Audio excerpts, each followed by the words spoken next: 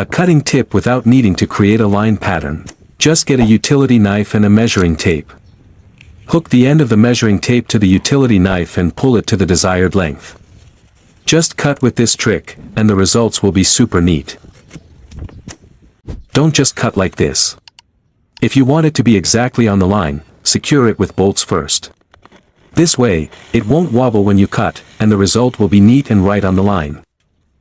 Want to make a circle in the center of a piece of wood? It's super easy. Get a marker and a marker holder like this.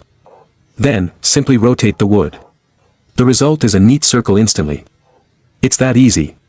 Here's how to install wood in a corner where there's a pipe. First, draw a line according to the pipe's dimensions, then make a crosshair right on top of the pipe. Install a bolt in the center of the crosshair, using wire like this to create a circle.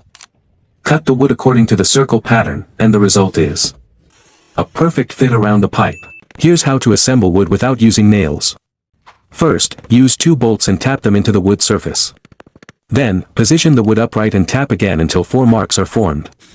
Next, drill along these marks, then prepare small pieces of wood to insert into the holes. Finally, assemble the wood joint like this. The result is neat, strong, and definitely more durable.